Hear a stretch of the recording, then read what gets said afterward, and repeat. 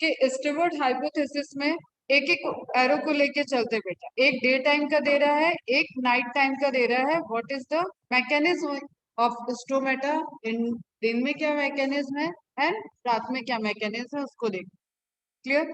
Focus करना कि जैसे हम मान रहे हैं कि लिविंग सेल है और उसके अंदर स्टार्च रिजर्व है, स्टार्च वहां पे प्रेजेंट है, अभी इस थ्योरी के अकॉर्डिंग हम ये मान लेते हैं। ठीक है, स्टार्च है, स्टार्च के ऊपर फॉस्फोराइलेज एंजाइम वर्क किया और इसकी एक्टिविटी के लिए जो हमें चाहिए वो pH 7 चाहिए। क्लियर? pH 7 पे ये वर्क किया एंड ग्लूकोज 1 फॉस्फेट, इसका मतलब यहाँ पे कार्बोनिक एसिड का फॉर्मेशन नहीं हो रहा है।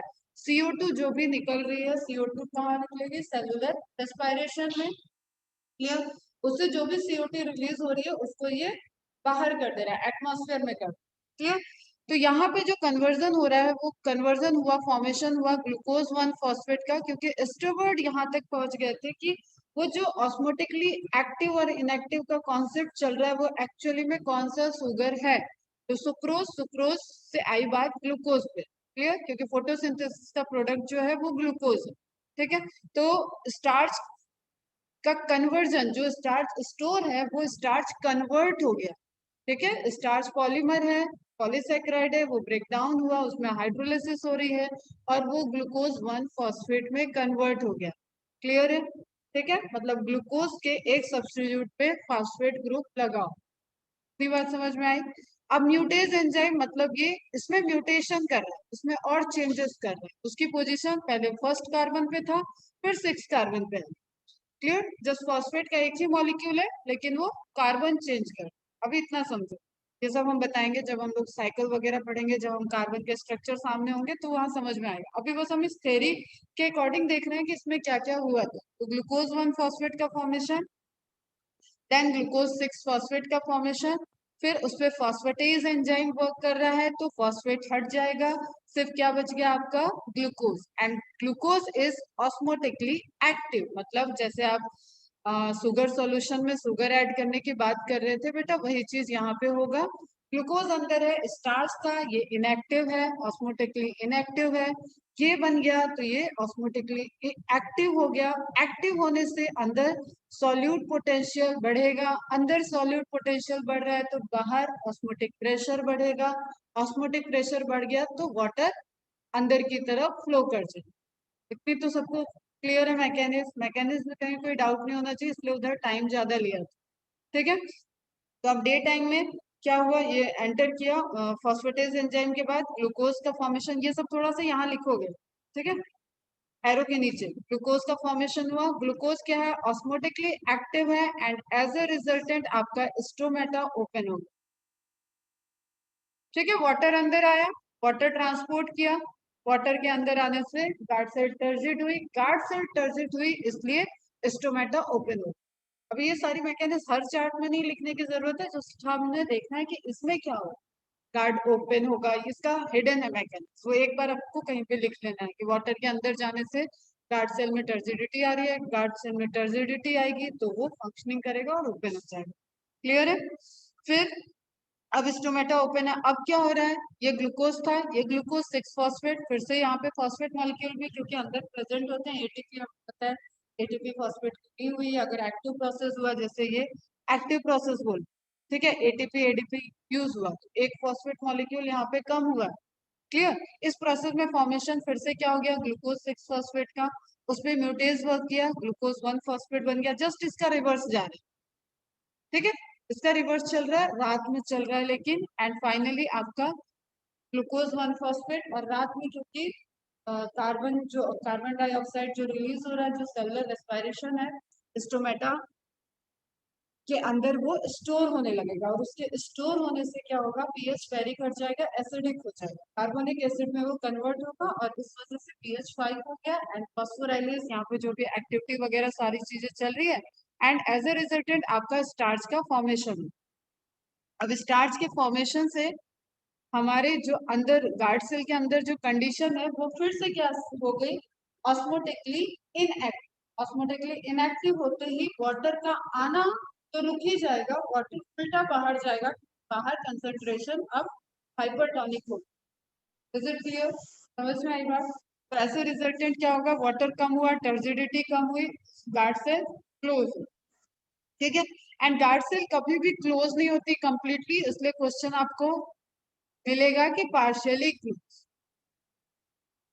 ठीक है, पार्शियली क्लोज। यही सेम चीजें जो इधर से इधर चली थी, क्योंकि ग्लूकोज से पॉलीसेक्राइड जब बनता है तो उसकी मैकेनिज्म है, पॉलीसेक्राइड को ब्रेक डाउन करना है तो भी उसकी मैकेनिज्म। क्लियर? तो वो स्टोर कर रहा है स्टार्च के फॉर्म में एंड कन्वर्ट कर लिया फिर उसको उसके फॉर्म में। और ये थ्योरी है, ये अभी एक्सेप्टेड नहीं है, ये डिनाई हो चुकी है। तो हमें जो इसके डिनाई होने का रीजन है क्योंकि स्टीवर्ट की हाइपोथेसिस बहुत स्ट्रांग थी और इसको वैलिड भी माना गया था काफी टाइम तक, लेकिन इसका एक ही ड्रॉबैक है कि यहाँ पे एटीपी का जो उन्होंने कन्वर्जन बताया, एटीपी का जो यूज बता दिया, वो स्टोमेटा के क्लोज होने में। ठीक है, कंपेरेटिवली हमें ध्यान रखना है कि क्या, हाँ मतलब इस प्रोसेस में उन्होंने एटीपी का कोई यूज नहीं बताया एंड यहाँ पे वो बता रहे हैं कि एनर्जी कंज्यूम हो रही। ठीक है, नहीं यहाँ पे होगा ही, आते हैं अभी। Thus, according to this view, the closing of stomata is an active process which consumes energy. Closing of stomata, active process हो गई जो एनर्जी को यूज कर रही है। Researcher shows that the opening of stomata is an active process, not its closing. Open करने में, किसी चीज को ओपन करने में फोर्स लग रहा होगा। वाटर अगर मूव करके चला गया तो हमें पता है वाटर तो पैसिवली बाहर चला जाएगा और टर्जिडिटी कम हो जाएगी। ठीक है, तो ओपनिंग में जो तब तक की भी थ्योरी ये कह रही थी कि नहीं, ओपनिंग में एनर्जी यूज नहीं होना चाहिए, ओपनिंग में यूज होना चाहिए, क्लोजिंग के टाइम एनर्जी कंज्यूम नहीं होना चाहिए। ठीक है, in guard cells of monocot the starch is not observe. अब एक रीजन ये कि गार्ड सेल जो मोनोकॉट की गार्ड सेल है वहां पे स्टार्च ऑब्जर्व भी नहीं किया गया। स्टार्च कैसे हो गया, स्टोरेज मटेरियल। स्टोरेज मटेरियल मैंने कहा है पैरेंकाइमा में। क्लियर? जो फंक्शनिंग कर रहा है वो तो ग्लूकोज को यूज करता जाएगा, बहुत है, सुक्रोज को यूज करेगा, कन्वर्ट करेगा ग्लूकोज में एंड देन यूटिलाइज करता जाएगा, cellular respiration, other metabolic activity में यूज करेगा। बट ये कहो कि वो वहां पे इतना फुर्सत में कि स्टार्च भी स्टोर करके रखे, तो बहुत कम अमाउंट में मिलता है गार्ड सेल के अंदर स्टार्च, एंड मोनोकॉट में तो एकदम ही नहीं मिला, क्योंकि स्टार्च के लिए आयोडीन टेस्ट मैंने बताया था, तो वो टेस्ट करके देखा जाएगा तो उस जगह पे उस टिश्यू में आपको स्टार्च का टेस्ट नहीं मिले। क्लियर? तो पता चल जाता है कि यहाँ पे तो स्टार्च प्रेजेंट ही नहीं है, तो ये रीजन हो गया जिससे ये डिनाई हो।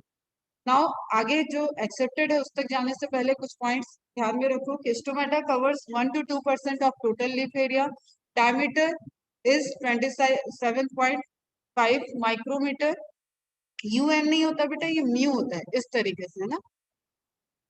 इन the cell wall of guard cells the cellulose microfibril, अब ये इंपॉर्टेंट है, ठीक है, जिसकी बार बार बात हो रही है कि क्या है जो उसको पुल कर रहा है, गार्ड सेल को इनर वॉल से कौन खींच रहा है। ठीक है, तो ये माइक्रोफाइब्रिल है।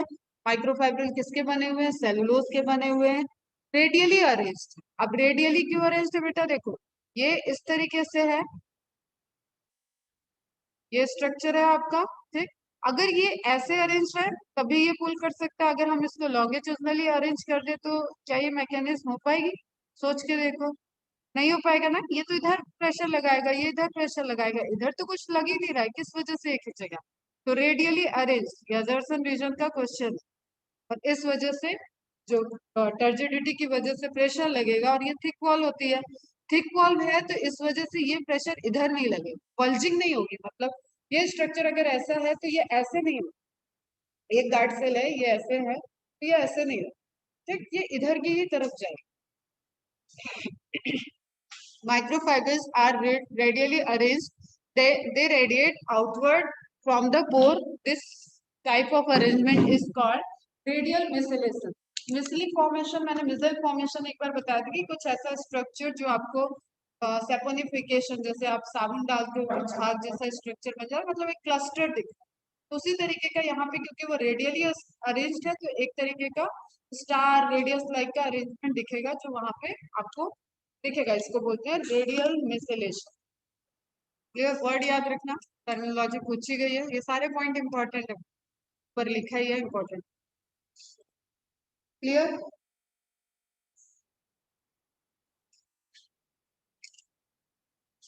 साइज में मैक्सिमम साइज याद रखना है कि मैक्सिमम साइज ओपनिंग के बाद होती है, ओपन स्टोमेटा में देखने को मिलेगी। और ये रहा आपका रेडियल अरेंजमेंट ऑफ माइक्रोफाइब्रिल्स। किसके बने हैं? सेलुलोज। रेडियली अरेंजमेंट क्या है? माइक्रोफाइब्रिल है। किसके हैं? सेलुलोज के बने हैं। कहाँ प्रेजेंट है? गार्ड सेल में प्रेजेंट है। ये चारों एमसीक्यू है, कभी ना पूछ। ठीक है, ठीक। फिर क्या है एमसीक्यू यहाँ पे? Inner wall is thick, outer wall is thin, attach through the two guard cell, attach through the outer wall. ध्यान से सुनो, अब ये सब MCQ. Attach through the outer lining जो है गार्ड सेल की, बीच में कोई मिडिल लैमेला नहीं होगा दोनों के। क्लियर? ये टर्जिडिटी की वजह से बाहर की तरफ प्रेशर लगेगा। एंड यहाँ पे जो आपका ये देखो, ये पार्शियली क्लोज दिख रहा है ना इमेज में, पूरा एक कंप्लीट ऐसा स्लिट नहीं कि बंद कर। तो इस तरीके का स्ट्रक्चर, ये सब क्वेश्चन है। फिर इसका साइज नॉर्मल एपिडर्मिस साइज से छोटा होगा। फिर जो रिलेटेड अगर है पास में तो वो होंगे subsidiary cells, guard cell, subsidiary cell, stoma, तीनों मिलके बनाते हैं स्टोमेटल apparatus। ये 8-10 क्वेश्चंस हैं जो आते रहते हैं इससे रिपीटेड। और कोई भी टेस्ट ऐसा नहीं जाता, एग्जाम ऐसा नहीं होता है जिसमें ट्रांसपिरेशन ना पूछा गया। बहुत इंपॉर्टेंट क्वेश्चन है। ठीक है, इवन फिजियोलॉजी का सबसे इम्पोर्टेंट चैप्टर भी यही है, सबसे बड़ा चैप्टर भी ये है। और सेलुलर रेस्पिरेशन।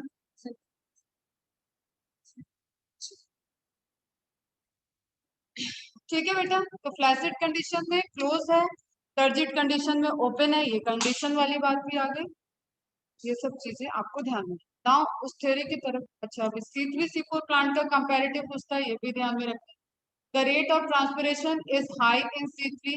आप जो नॉर्मली देख रहे हो, जनरल बात करोगे, जो प्रोडक्टिविटी जो हमारी जितने फूड क्रॉप है ये, ठीक है, ये मोस्टली क्या है? C3 plant. Rate of photosynthesis इनका स्लो है कंपेयर टू C4 प्लांट, लेकिन अर्थ पे क्योंकि ये ज्यादा है, अबंडेंट है, ये डोमिनेटिंग है, इसलिए इनका मेन कंट्रीब्यूशन है। ये एनवायरमेंटल चैप्टर की बात है, ठीक है। कई जगह C3 C4 कैंप, तीन प्लांट के नाम आते रहे। क्लियर? तो C3 plant as compare to C4 plant, transpiration rate high किसमें होगा? C3 प्लांट में। Stomata are the small pores. Their opening and closing is controlled by the turgidity and flaccidity respectively. This was first time indicated by the Swenden. Enzyme phosphorylase discovered by hence. जो steward study कर रहे थे उस वक्त जो phosphorylase की बात की गई, सेम टाइम में पैरेलली हेंस ने उसको डिस्कवर कर दिया था, इसलिए स्टीवर्ड की हाइपोथेसिस आ गई थी। This is like a collaborative. Clear? इनके इस डिस्कवरी को स्टीवर्ड ने यूज किया।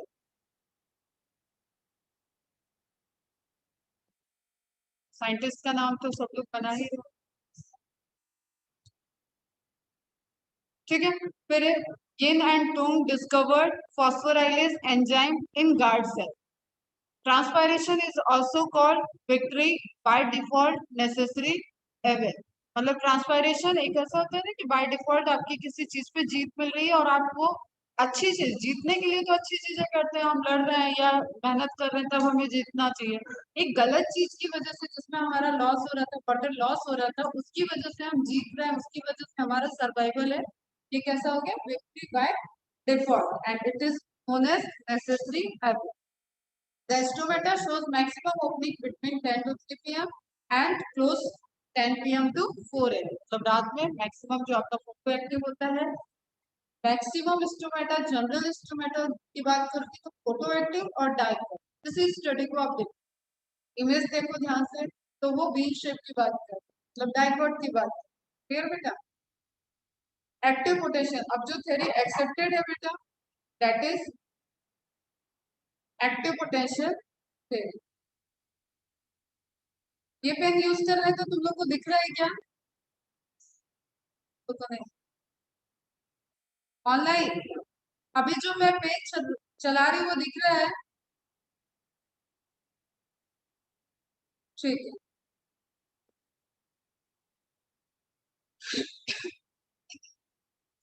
ठीक है। अब जो थ्योरी एक्सेप्टेड है बेटा वो है active potassium ion transport and hormone regulation theory. मतलब ऐसा कुछ भी नहीं है, पार्ट रोल प्ले कर रहा है ग्लूकोज सुक्रोज, लेकिन वो इतना ज्यादा अमाउंट में नहीं है कि उसकी वजह से आप पूरी थ्योरी बना लीजिए। ठीक है। इस रेट में ना फोटोसिंथेसिस वहां पे हो रहा है, ना इस रेट में वहां स्टार्च स्टोरेज है, कि जिसकी वजह से 99% आप कह रहे हो कि ट्रांसपायरेशन जो चल रहा है वो उस पर डिपेंड है। तो यहाँ पे थ्योरी आती है एक आयन बेस्ड और एक हार्मोन बेस्ड। मतलब ये जो रेगुलेशन है that is hormone control and ion control. और ऑस्मोटिकली एक्टिव और इनएक्टिव वाली बात साथ में चलेगी कि वाटर के आने जाने के लिए हमें पता है ऑस्मोटिक पोटेंशियल रोल प्ले कर रहा है। वाटर पोटेंशियल फैक्टर है जो डिपेंडेंट है ऑस्मोटिक पोटेंशियल और प्रेशर पोटेंशियल। क्लियर? तो वो भी चलेगा यहाँ पे। प्रपोज बाय लेविट इन 1974। मतलब 1920s के एरा तक हम पढ़ते पढ़ते ट्रांसपोर्टेशन की थ्योरी देखते देखते हम लोग आगे 1974 पे। तो लेविट ने इसको प्रपोज किया था, लेकिन इसकी डेप्थ सारी स्टडी किसने की थी? Raschke and Bowling. Most accepted theory to explain the opening of instrument. इसमें हम कैसे देखेंगे? अब देखो फिर से वही चीजें हैं, बस स्टेप बाय स्टेप एकदम ध्यान से सुनो। फोटोसिंथेसिस हो रही है, ठीक? CO2, जो फोटोसिंथेसिस में CO2 यूज हो रही है उसकी वजह से CO2 रिमूव हो गई। क्लियर? जस्ट हम मान लें कि CO2 वहां पे सेलुलर रेस्पिरेशन से आ रहा है, एक वो सोर्स हो गया। सेल है, लिविंग सेल है, उसके अंदर रेस्पिरेशन चल रहा होगा, उससे CO2 रिलीज होगी। ठीक है, सही बोल रहे हैं ना? CO2 रिलीज होगी, उससे आ सकता है या एटमॉस्फेरिक CO2 आ सकता है, क्योंकि वहां गैसेस एक्सचेंज भी हो रहा है। तो जो फोटोसिंथेसिस हो रही है उसके रिजल्टेंट आपकी ऑक्सीजन बनती है और CO2 यूज हो जाएगा। तो जो सेलुलर रेस्पिरेशन से CO2 रिलीज हो रही थी उसको यहाँ पे कम कर दिया गया, फोटोसिंथेसिस की प्रोसेस चल रही। और इस केस में क्या रहता है? PS7, ये स्टीवर्ट ने बोला था, PS7 रहेगा। ठीक है, फोटोसिंथेसिस हो रहा है इसलिए कार्बन डाइऑक्साइड वहां पे यूटिलाइज हो जाएगा। यूटिलाइज हो जाएगा तो आप कार्बोनिक एसिड नहीं बनेगा, वहां पे पीएच डाउन नहीं हो जाएगा। ये ठीक, ये आ चुका था पहले भी। At PS7 starch is converted into malic acid. अब ये जो कन्वर्जन हो रहा है वो ग्लूकोज में नहीं हो रहा है, वो डेरिवेटिव। देखो स्टार्च से एकदम से ग्लूकोज आप नहीं बना, ठीक है? यहाँ पे एक ऑर्गेनिक एसिड बना जिसका नाम है malic acid. Clear? Malic acid starch से कन्वर्ट हुआ in presence of PEP carboxylase. PEP भी कई बार आएगा, phosphoenol pyruvate. फॉस्फोएनॉल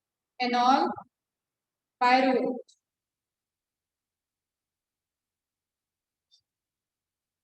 फॉस्फोएनॉल pyruvate carboxylase enzyme, मतलब कार्बोक्सिल ग्रुप पे एक्ट कर रहा होगा स्टार्च में। ठीक है, और ये मैलिक एसिड को बना रहा है।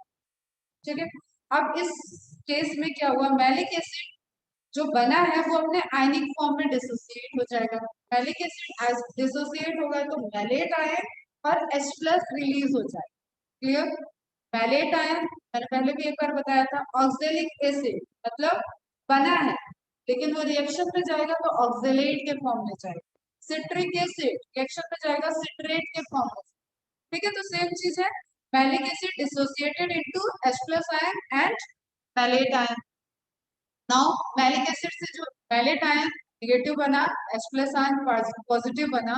अब आप पोटेशियम को अंदर ले लो और H प्लस को बाहर भेज दो, मतलब गार्ड सेल के अंदर पोटेशियम आ जाएगा।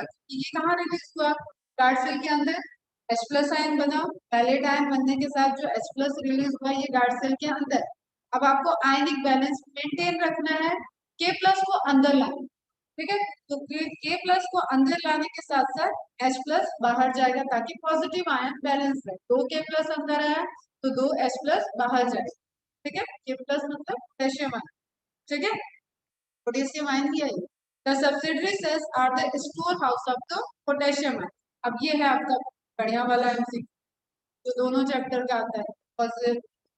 और उधर आप मिनरल्स पढ़ोगे पोटेशियम तो वहां पे फंक्शन पूछा जाएगा, फंक्शन में यही फंक्शन स्टोमेटा की ओपनिंग में एक फंक्शन। ठीक है, तो सब्सिडरी सेल्स जो आप देख रहे हो स्टोमेटल अपरेटस में, वहां पे जो सब्सिडरी सेल है वो स्टोर हाउस है। मतलब पोटेशियम आयन का कंसेंट्रेशन सेल के अंदर काफी ज्यादा है, बल्क में। क्लियर? अब पोटेशियम आयन अपने हायर कंसेंट्रेशन से लोअर कंसेंट्रेशन मूव कर जाएगा। Without using any energy, concentration है, ठीक है। लेकिन अगर ये चीज हम पंप के थ्रू कराएं, ये चीज पंप के थ्रू होगा क्योंकि आयन है और पंप वर्ड आ जाए, वहां आपको कंसंट्रेशन ग्रेडियंट फुल के ध्यान में रखना है कि that is by using the active energy, ठीक है, एटीपी को यूज करके हो। तो पोटेशियम आयन का स्टोर हाउस क्या हो गया बेटा आपका subsidiary cells. The hydrogen ion of guard cells are exchanged, exchange word याद रखना है, इसका मतलब आपने क्या यूज किया, सिम्पोर्ट या एंटीपोर्ट, एंटीपोर्ट, ठीक है। एक अंदर आ रहा है, एक बाहर जा रहा है और ये एक ही चैनल के थ्रू होगा, इसको बोलेंगे hydrogen potassium pump. Clear, pump word आया मतलब वहां पे एक्टिव ट्रांसपोर्ट हो रहा है, सोडियम पोटेशियम पंप। क्लियर बच्चा, समझ में आ गई इतनी सी बात। तो हाइड्रोजन आयन को बैलेंस किया गया, बाहर किया गया और हाइड्रोजन आयन के साथ साथ पोटेशियम आयन को अंदर लिया गया, दोनों एक ही चैनल से जा रहे हैं, इसलिए इसको बोलेंगे एंटीपोर्ट, क्योंकि दोनों आयन दोनों अलग अलग डायरेक्शन में जा रहे हैं, ठीक है, that is antiport. Operates during this process it consumes ATP. अब ये सब एमसीक्यू है, फिर से ध्यान से। Malic acid conversion in malate and H plus ion. Malate, अभी देखो मैलेट को वहीं छोड़ दिया है, ठीक है, H प्लस आयन को ले गए हम बाहर कर रहे हैं और पोटेशियम आयन के साथ एक्सचेंज कर रहे हैं। अब इस पोटेशियम आयन को अंदर ला रहे हैं तो इसका कुछ काम होगा, ठीक है, तभी अंदर है। तो अभी एक एक स्टेप्स को ध्यान में रहा, हाइड्रोजन आयन का एक्सचेंज कर लिया और इसको एक्सचेंज करने के लिए हमने हाइड्रोजन पोटेशियम पंप यूज कर दिया और इस प्रोसेस में एनर्जी यूज होगी, हाइड्रोजन अंदर आएगा, हाइड्रोजन बाहर जाएगा, पोटेशियम अंदर आ जाएगा। कहाँ से आया, सब्सिडरी सेल से आया। सब्सिडरी सेल्स कहाँ है, गार्ड सेल के जस्ट नेबरिंग एपिडर्मल सेल, ठीक है, सब्सिडरी स्टोमेटल apparatus का part. Now potassium ion in guard cell combined with the malate ion. अब एक पॉजिटिव आयन आया था और एक malate ion, already negative ion present था हमारे गार्ड सेल में, वो दोनों बाइंड कर जाएंगे, फॉर्मेशन ऑफ पोटेशियम मैलेट हो जाएगा। क्लियर, तो पोटेशियम मैलेट जो है बेटा, ये जो आपका फॉर्मेशन हुआ, दैट इज ऑस्मोटेक्टिकली एक्टिव सब्सटेंस। अब आई जो रियल इंफॉर्मेशन, अंदर मैलिक एसिड का फॉर्मेशन होना, स्टार्च का मैलिक एसिड में कन्वर्ट होना, मैलिक एसिड का ब्रेकडाउन होना, ब्रेकडाउन होने के बाद H प्लस और मैलेट आयन में कन्वर्ट होना, H प्लस आयन को पोटेशियम आयन के साथ एंटीपोर्ट करके ट्रांसपोर्ट कर लेना, पोटेशियम आयन का अंदर आना, पोटेशियम आयन अंदर आया तो H प्लस की जगह ले लेगा, मैलेट के साथ बाइंड कर जाएगा और formation of potassium malate which is osmotically active, highly, तब आपका सुक्रोज ग्लूकोज से कई गुना ज्यादा। अब ये क्या करेगा, वहां कंसंट्रेशन की तो बात थी, ग्लूकोज और सुक्रोज है ही नहीं उतने अमाउंट, तो इसने क्या किया, वाटर को अंदर कर दिया। Potassium malate is highly osmotically active substance, increases osmotic pressure of guard cell and as a resultant क्या होगा, एंडोऑस्मोसिस होगा, एंडोऑस्मोसिस से टर्गर, टर्गर प्रेशर आएगा, टर्गर प्रेशर हायर होगा, टर्जिडिटी आ जाएगी, टर्जिडिटी आएगी, वॉल प्रेशर लगेगा एंड वॉल प्रेशर की वजह से आउटर वॉल इनर वॉल तक पूरा प्रेशर जनरेट होगा और ये जो माइक्रोफाइबर आपने रेडियल देखा था उसको पूरा का पूरा पुल कर देंगे बाहर की तरफ एंड बीच में आपका जो वो the turgor of guard cell increase as a result stomata open। ये सब किस टाइम हो रहा है, डे टाइम। क्लियर, दिन के समय में स्टोमेटा ओपन वाले केस में ये मैकेनिज्म हुई। नाउ उसी चीज को देखो, स्टार्च फोटोसिंथेसिस हो रही है, इसलिए दिन के टाइम में लाइट प्रेजेंट होगी, लाइट प्रेजेंट है तो फोटोसिंथेसिस चलेगी। रात के टाइम में लाइट को यूटिलाइज नहीं कर सकता है प्लांट, लेकिन फोटोसिंथेसिस डार्क साइकिल में कैसी होती है वो फोटोसिंथेसिस में हम बताएं, ठीक है। तो अभी बस इतना याद रखो कि दिन में जो आपको लाइट एनर्जी की रिक्वायरमेंट है वो मिल रही है और फोटोसिंथेसिस चल रहा है, तो इसलिए कार्बन डाइऑक्साइड जो और सेलुलर रेस्पिरेशन से रिलीज हुआ था वो रिमूव होता जाएगा, यूज होता जाएगा फोटोसिंथेसिस के मैकेनिज्म। क्लियर, इसलिए पीएच आपका मेंटेन है 7। ये बात तो स्टीवर्ट वाली भी है और उन्होंने भी वेरीफाई किया। एंड पीईपी कार्बोक्सिलेज एंजाइम के प्रेजेंस में starch converted into malic acid, then break down into malate ion and hydrogen ion, hydrogen ion और पोटेशियम आयन को इंटरचेंज कर लिया गया by the from the subsidiary cells, potassium ion from the subsidiary cells. Clear, ATPase, अब जिस ऐसे pump जहाँ पे एटीपी यूज होती है वहां पे हमें पता है एटीपेज एंजाइम वर्क करेगा, एटीपी की एक्टिविटी हो रही है, एटीपेज एंजाइम होगा, हाइड्रोजन पोटेशियम पंप से इसको ट्रांसपोर्ट किया गया। अब ये पोटेशियम आयन इधर आ रहा है, इधर आके ये मैलेट आयन से बाइंड किया, पोटेशियम मैलेट बना दिया। पोटेशियम मैलेट की टेंडेंसी है osmotically active, highly osmotically activity, as a result stomata open. Clear है? किसी को कोई डाउट? समझ में आ गया? इसको रिवाइज नहीं करोगे तो ये गायब हो जाएगा। नाउ रात के टाइम हम इसी का कुछ उल्टा हो रहा होगा, जो सब अंदर बाहर की चीजें हुई वो रिवर्स हो जाएगी। फोटोसिंथेसिस स्टॉप स्टॉप होते ही जो CO2 आपका रिमूव हो रहा था, यूटिलाइज हो रहा था, अब वहां पे स्टोर होने लगा, एक्युमुलेशन। ठीक है, एक्युमुलेशन होने की वजह से पीएच कम होने लगेगा, मतलब एसिडिक हो जाएगा। Photosynthesis stops but respiration continue. Respiration हमें पता है कि कंटिन्यूअस प्रोसेस। फोटोसिंथेसिस का लाइट डिपेंडेंट रिएक्शन, लाइट पे डिपेंडेंट होता है, इसलिए इसके लिए लाइट चाहिए। एंड फोटोसिंथेसिस आपकी रात के टाइम लाइट डिपेंडेंट रिएक्शन क्या, अभी आप बस फोटोसिंथेसिस जानो कि ग्रुप क्या है। इस वजह से CO2 को एक्टिवेट यूज नहीं कर पा रहे हैं, स्टोर होने लगेगा, ऑफ कार्बन डाइऑक्साइड होगा, और वहाँ वाटर जो प्रेजेंट है, वाटर और कार्बन डाइऑक्साइड कार्बोनिक एसिड बना लेते हैं। कार्बोनिक एसिड एसिड आया तो पीएच क्या होगा? तो हो जाएगा, एसिडिक हो जाएगा।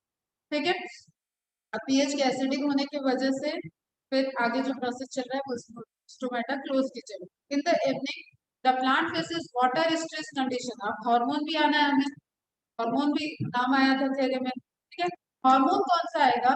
जब वाटर की स्ट्रेस कंडीशन कैसे हुई, मैंने रेट ऑफ ट्रांसपिरेशन हाई बताया है दिन के टाइम, तब 4-5 बजे तक आपका हाई हाई चल रहा है। क्लियर?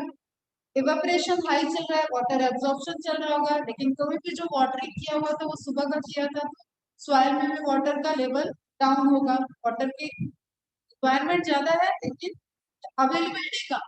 ठीक है, तो एक प्लांट के अंदर जो है स्ट्रेस कंडीशन है, स्ट्रेस हार्मोन एक होता है प्लांट में, abscisic acid, ABA, abscisic acid is a stress hormone.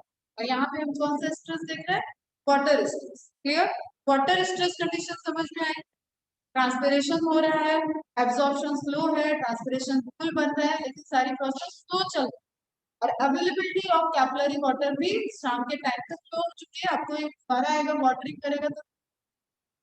ठीक है बच्चा, in water stress condition the stress hormone abscisic acid is produced by the chloroplast of guard cell। किससे बन गया ये? गार्ड सेल के क्लोरोप्लास्ट। ठीक है, लिविंग सेल है, वहां पे डीएनए प्रेजेंट है, वहां पे मैकेनिज्म चल रहा है, क्लोरोप्लास्ट के अंदर अपना डीएनए प्रेजेंट है, माइटोकॉन्ड्रिया के अंदर भी अपना डीएनए प्रेजेंट है। याद है cell within cell theory, prokaryotic theory वाला। क्लियर? तो यहाँ पे जो मैकेनिक्स चल रही है उसके रिजल्टेंट एक हार्मोन प्रोड्यूस हुआ, एब्सिसिक एसिड। तो हार्मोन क्या है? Stress hormone. ठीक है, एब्सिसिक स्ट्रेस हार्मोन जो है उसने क्या किया, जो ये एनर्जी का यूज चल रहा था उसको पहले तो रोका। क्या रुका? आपका activity of proton and hydrogen और पोटेशियम का जो एक्सचेंज चल रहा था वो एक्टिविटी रुकी। Clear? So the uptake of potassium ion from the subsidiary cells to the guard cell stop. Uptake रुक गया, ये अंदर प्रेजेंट है। Clear? It induces the loss of potassium ions from guard cell to the subsidiary cells. अब हमें पता है कि subsidiary cell में जो पोटेशियम आयन था वो ट्रांसपोर्ट कर रहा था इधर। ठीक है, it induces the loss of potassium ion from guard cell. अब ये लॉस क्या हो रहा है कि पोटेशियम आयन अंदर मैलिक एसिड में तो कन्वर्ट हो ही रहा था, पैलेट जो प्रेजेंट था उससे बाइंड कर रहा है, लेकिन सप्लाई रुक गई, उससे क्या हो रहा है? वो कंज्यूम हो गई, तो लॉस हो गया। क्लियर है? टू द सब्सिडरी सेल उसकी सप्लाई रुक चुकी है, लेकिन जो गार्ड सेल के अंदर था वो या तो मैलेट आयन के साथ बाइंड कर गया है और यूज रुक गया, और वो काम होते हैं पोटेशियम आयन, तो जीरो नहीं हो जाए। ठीक है, पोटेशियम आयन के वहां भी रोल है, तो वहां पे वो सारे फंक्शंस करेगा, यूटिलाइज होता है। The potassium ion migrates back to the subsidiary cells and from subsidiary cells the hydrogen ion come back to the guard cell। अब इस लाइन में हो जाओगे तुम लोग कंफ्यूज, तो यहाँ पे ध्यान रखो कि यहाँ ये पंप तो बंद हो गया, ठीक है, ये पंप बंद हो गया, लेकिन पोटेशियम आयन का अपना ट्रांसपोर्ट सिस्टम भी तो होगा। ऐसे जब भी हम थ्योरी समझाए तो बेटा हमेशा ट्रांसपोर्ट सिस्टम को याद रखना। पोटेशियम आयन का अपना एक चैनल भी होगा, ये तो सिंपोर्ट वाला था, सॉरी एंटीपोर्ट वाला था, मतलब दो के साथ वाला। पोटेशियम आयन का अपना अकेले वाला भी प्रेजेंट, क्लियर है। वो ओपन, वो तो ओपन रहेगा, वहां से ट्रांसपोर्ट कर सकता है वो, अकॉर्डिंग टू ग्रेडियंट मूव कर जाएगा, ठीक है। सब्सिडरी सेल का ऑलरेडी इधर यूज हो रखा था, इधर ट्रांसपोर्ट कर गया था, तो कंसेंट्रेशन किधर हाई है, गार्ड सेल में। अब गार्ड सेल से वो इस पोटेशियम आयन के थ्रू, पोटेशियम आयन चैनल के थ्रू ट्रांसपोर्ट कर जाएगा सब्सिडरी सेल, ठीक है। ये दो का था ट्रांसपोर्ट, दो मॉलिक्यूल ट्रांसपोर्ट हो रहे थे। अब सिंगल, जहां से प्रोटॉन आ सकता है वहां से प्रोटॉन आ जाएगा, जहां से पोटेशियम आयन जा सकता है वो अपने अकॉर्डिंग टू कंसंट्रेशन ग्रेडियंट, कि जब प्रोटॉन बाहर मूव करके गया था तो वो सब्सिडरी सेल की तरफ हायर कंसंट्रेशन में होगा। देखो बेटा, समझो फिर से अच्छे से सुनो, 10 मॉलिक्यूल इधर आए पोटेशियम के, और इसको हमने बराबर करने के लिए 10 मॉलिक्यूल इधर हाइड्रोजन के पर भेजे। अभी जनरल समझो, हालांकि ये सब नहीं होता, वहां पे ऑलरेडी और प्रोटॉन आयन है जो किसी और फंक्शन में रोल प्ले कर रहे हैं, क्लियर। इधर और पोटेशियम आयन है जो किसी और फंक्शन में रोल प्ले कर रहे हैं, लेकिन जब हम एक मेटाबॉलिक पाथवे देखते हैं तो हम सिर्फ उसमें कंसीडर करके पढ़ते हैं, ठीक है। तो अब ये पोटेशियम आयन इधर आया तो ऑब्वियसली यहाँ पे अगर सपोज 20 था तो 10 रह गया होगा, अगर हम सिर्फ पोटेशियम की बात करें तो 10 रह गया होगा, और यहाँ ऑलरेडी 15 था और 10 और आ गया, तो मान लो कि 20 से कम था इधर आया, या चलो 10 ही मान लो, तो यहाँ आपका 20 हो गया, क्लियर। यहाँ जब 20 हो गया तो जब ये पोटेशियम चैनल को यूज करेगा तो 20 टू 10 की तरफ मूव कर जाएगा, 20 टू 10 की तरफ मूव कर जाएगा, पैसिवली ट्रांसपोर्ट कर जाएगा, क्लियर। और इसी तरीके से प्रोटॉन आयन यहाँ पे ज्यादा है, इधर कम हो गया है क्योंकि ये इधर से ट्रांसपोर्ट करके आया था इधर, ठीक है। तो सब्सिडरी सेल की तरफ प्रोटॉन ज्यादा है एंड गार्ड सेल की तरफ आपका पोटेशियम ज्यादा है, और पंप बंद है, पंप बंद है तो अपने हायर टू लोअर मूव कर जाएगा, प्रोटॉन आ गया गार्ड सेल में एंड पोटेशियम आयन चला गया आपका subsidiary cell. Is it clear, समझ में आया। ऑनलाइन बच्चा पार्टी समझ में आ रहा है।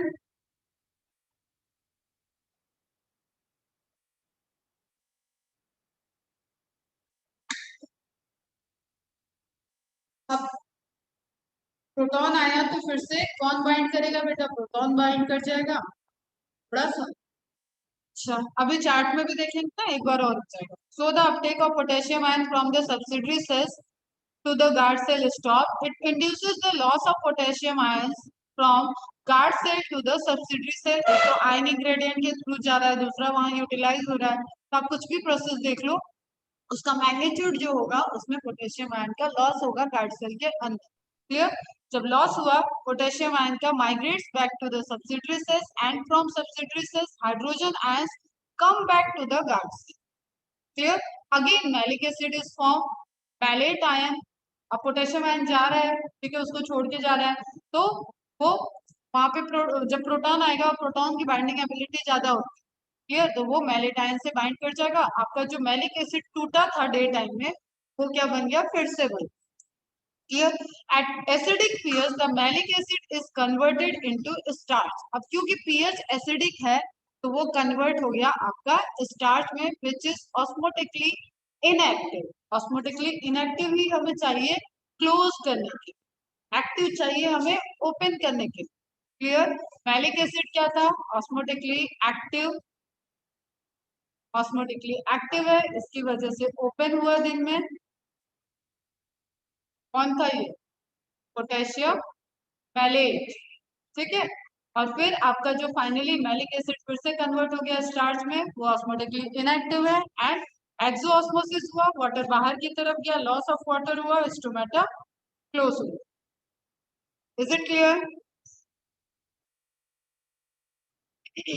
अब देखो क्या क्या कंडीशन चल रही है, एक तो फोटोसिंथेसिस रुकी हुई है, दूसरा वाटर का स्ट्रेस कंडीशन भी आ रहा है, तो एक्युमुलेशन ऑफ कार्बन डाइऑक्साइड हो रहा है, उसकी वजह से पीएच 5 हो गया, पीएच 5 हो गया, यहाँ पे रुकते हैं, पीएच 5 पे पोटेशियम मैलेट ब्रेक डाउन कर जाता है पोटेशियम आयन एंड मैलेट, ये भी ध्यान में रखना, क्लियर। दूसरी तरफ क्या हो रहा है, वाटर स्ट्रेस हार्मोन रिलीज हो रहा है, वाटर की स्ट्रेस कंडीशन है, उस कंडीशन में क्लोरोप्लास्ट में एब्सिसिक एसिड का फॉर्मेशन होता है, स्ट्रेस हार्मोन का फॉर्मेशन होता है। क्लियर। अब यही स्ट्रेस हार्मोन के जो फंक्शन बताएंगे तो वहां पे तुम्हें सीड जो डोरमेंसी है ना, कि बाहर आपका बीज इतने टाइम तक कैसे डोमिनेंट है